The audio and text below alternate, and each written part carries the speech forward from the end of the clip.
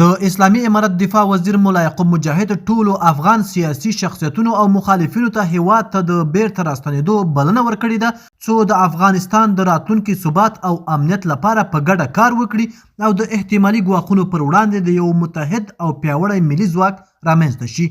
سلام ستړي مشئ، په سر کې یادونه کوو که مو چینل نوي سبسکرایب کړئ د تازه او مهمو خبرونو لپاره افغان پلس چینل در سره سبسکرایب کړئ. ملا یعقوب مجاهد ویلي چې ټول افغان سیاسي شخصیتونه او هغه کسان چې له هیواده بهر ژوند کوي کولی شي بیرته خپل هیواد ته راستانه شي او د افغانستان د راتلونکي لپاره په ګډه کار وکړي. نوموړي دا څرګندونې په یوه غونډه کې کړې دي او ټینګار یې کړی چې افغانستان د ټولو افغانانو ګډ کور دی او د هیواد د پرمختګ، ثبات او امنیت د ټینګښت لپاره د ټولو افغانانو ګډې هڅې اړینې دي.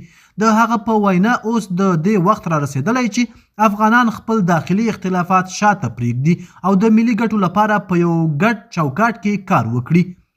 ملا یعقوب مجاهد زیاته کړې چې اسلامي امارت غواړي داسې فضا رامنځته کړي چې ټول سیاسي شخصیتونه، پخواني چارواکي او مخالفین وکولی شي له ویرې پرته هیواد ته راستانه شي او د افغانستان د آبادۍ او پرمختګ په بهیر کې برخه واخلي.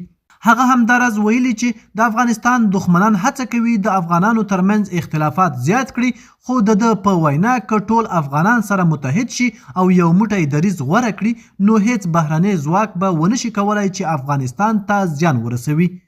د دفاع وزیر ټینګار کړی چې د هیواد د امنیت د ساتلو او د احتمالي بریدونو او جګړو د مخنیوي لپاره اړتیا ده چې یو قوي او منظم ملي ځواک رامنځته شي، داسې ځواک چې د ټولو افغانانو ملاتړ ورسره وي او د هیواد د ساتنې لپاره په ګډه کار وکړي. سیاسي شنونکي هم په دې باور دي چې که د بیلابیلو سیاسي ډلو او شخصیتونو ترمنځ باور او همکاري رامنځته شي نو دا به د افغانستان د سیاسي ثبات او اوږدمهاله امنیت لپاره یو مهم ګام وي. د دوی په وینا د ملي یووالي فضا کولی شي د هیواد د راتلونکي لپاره مثبت بدلونونه رامنځته کړي. د نن ورځې خبر تر همدې ځایه و. د نورو تازه او مهمو خبرونو لپاره افغان پلس چینل در سره سبسکرایب کړئ او خپل نظریات مو را سره په کومنټ کې شریک کړئ. تر بیا ښه وخت.